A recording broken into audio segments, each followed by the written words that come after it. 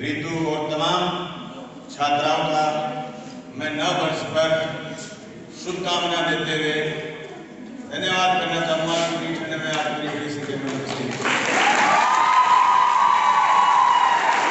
हमारे यहाँ प्रदेश छात्र संघ के चुनाव में छात्राओं का बोलबाला पूरे प्रदेश में रहा। बादरा में पहला गवर्नमेंट कॉलेज खुला, उस कॉलेज की पहली अध्यक्ष भी हमारे बीच मौजूद है, जो एसएफआई के पैनल पर पहली अध्यक्ष छात्रा ही थी। ये हमारे लिए सौभाग्य का बात है कि बादरा के कॉलेज में पहली अध्यक्ष छात्रा बनी। एसएफआई का सौभाग्य ये रहा है कि कृष्णा प्रणामी महाविद्यालय में हम छात्र संघ का उद्घाटन करने बहुत बार अधिकतर हम जीते। इसी तरीके से आपने जोश के साथ हमारा स्वागत करा। आप सब लोगों के जोश का परिणाम है कि आप जितने जोश से हमारा स्वागत करते हैं, हम राजस्थान की विधानसभा में कितने जोश के साथ बोलते हैं।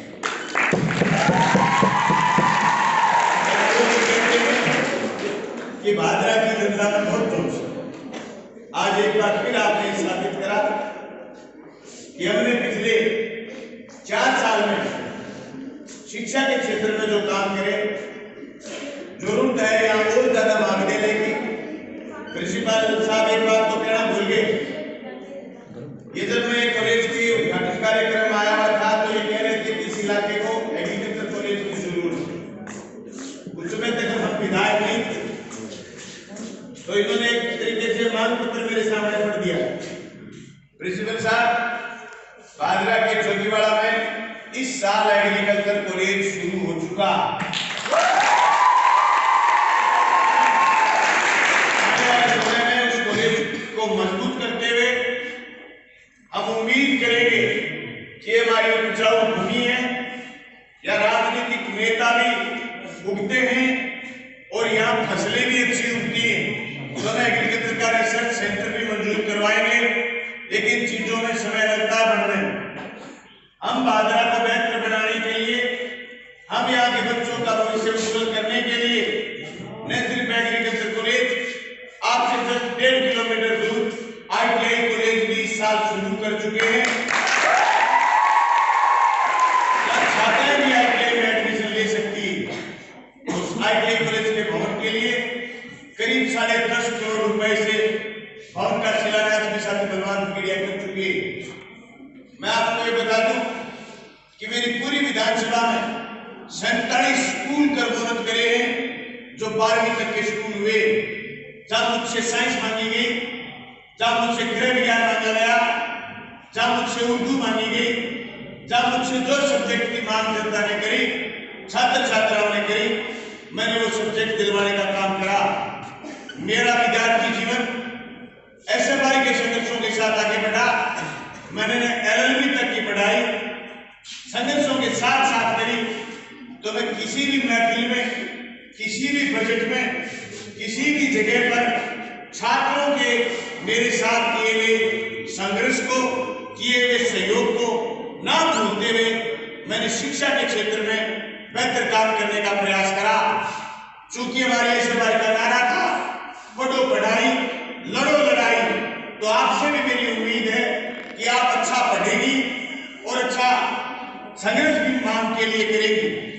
अगर आप पढ़ेंगे नहीं तो आप यहाँ तक ही नहीं पूछते, नहीं पढ़ते तो, और अगर आगे नहीं पढ़ोगे तो आपको दुनिया का ही पता नहीं चलेगा। ये तो सिर्फ किताबी ज्ञान तक पूछे हो आप। अगर आप पीएचडी तक जाते हैं तो आपको दुनियादारी का पता चलता कि दुनिया में हो क्या रहा।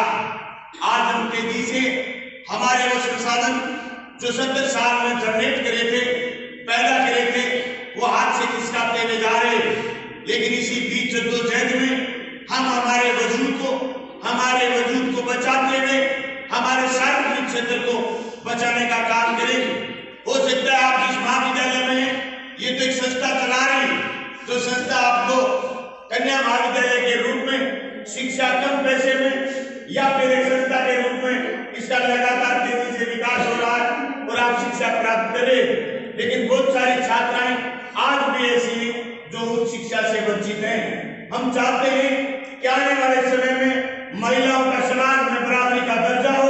उस दर्जे की शुरुआत हमें हमारे घरों से, हमें हमारे संस्कारों से, हमें हमारे पढ़ाई से, हमें हमारे काम से करना पड़ेगा। हम बराबरी सिर्फ झगड़ा करके काम कायम नहीं कर सकते। हमें बराबरी कायम करने के लिए बराबर के पायदान बना करके खड़ा होना पड़ेगा। आज नीट का पेपर हो, आज चाहे सेकंड ग्रेड का पेपर हो, आज चाहे फर्स्ट ग्रेड का पेपर हो, आज चाहे कोई कंपटीशन का पेपर हो या फिर कॉलेज एग्जाम्स हो, स्कूल एग्जाम्स हो, लड़कियों की संख्या बराबरी में या ज्यादा देख करके महसूस होता है कि इस आबादी की आधा हिस्सा महिलाएं हमारे बराबर आ रही।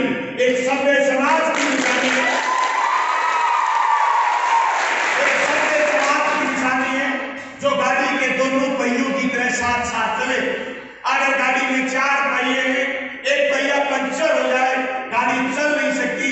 ये समाज भी आगे उसी दिन बढ़ेगा जब इस समाज रूपी गाड़ी में एक मर्द और एक महिला दोनों बराबर रूप से बराबर एक गाड़ी के वोल्टेज कम कर दें और एक गाड़ी के वोल्टेज ज्यादा कर दें, उसके हॉर्स पावर कम कर दें और एक के ज्यादा कर दें, तो मैं समझता हूं उनकी दूरी नापने की कैपेसिटी एक समान नहीं हो सकती। इसलिए मैं पुरजोर इस बात के समर्थन में हूं कि महिला को बराबरी का दर्जा मिले। वो हमने हमारे घर से शुरुआत करते हुए हम हमारी संस्थाओं तक, और हमें सौभाग्य है इस बात का कि हम ऐसे भाई का पहली बार पैनल तय करने का मौका मिला तो हमारे ऐसे भाई के नेताओं ने छात्रा के रूप में गवर्नमेंट कॉलेज में अध्यक्ष को तय करके मेरी बातों को आगे बढ़ाने का ऐसे भाई ने काम करा, ऐसे भाई ने मेरे विचारों को आगे बढ़ाने का काम करा। मैं इस बात को धन्यवाद करना चाहता हूं। कौन नहीं चाहता कि चुनाव में उसका कैंडिडेट फाइट करे, कौन नहीं चाहता कि चुनाव में उसका कैंडिडेट जीते, लेकिन कहते हैं ना जो पहले लाइन निकालता है वो लाइन बड़ी होती चली जाती है। हमारे ऐसे भाई के नेताओं का ये मानना था कि इस कॉलेज में पहली बार हम छात्रा को मैदान में लाएंगे, तो विरोधियों के सामने भी ये स्थिति आ गई कि वो भी छात्रा को कैंडिडेट लेकर के आए, जबकि कोई आरक्षण नहीं था गवर्नमेंट कॉलेज में। ऐसे भाई को हौसला था। हम चाहते हैं कि हमारा समाज बराबरी से आगे बढ़े। आज भी जब घटनाएं होती, आज भी जब ऐसी घटनाएं होती, क्रूर घटनाएं दहेज के रूप में हो, चाहे जब बात जगह जगह आए कि अपने बच्ची को बड़े प्यार प्रेम से ब्याह था, आज उसके साथ ये दिक्कत हो रही है। मैं आपको छोटी बहनों को ये उकारा देके जा रहा हूँ कि मैं उस समय उस छात्रा उस बच्ची के साथ खड़ा होता हूँ जो बच्ची पीड़ित है। मैं बिना लाग लपेट के, बिना राजनीतिक दबाव के उस महिला के अधिकार की रक्षा करने का प्रयास करता हूँ। मैं उम्मीद करता हूँ कि मेरा समाज सभ्य होगा। मैं उम्मीद करता हूँ मेरा समाज बराबरी की तरफ आगे बढ़ेगा। मैं उम्मीद करता हूँ कि इस कॉलेज में पढ़ने वाली एक एक छात्राएं बड़े ओहदे तक जाएंगी, पढ़ेंगी, लिखेंगी, आगे बढ़ेंगी।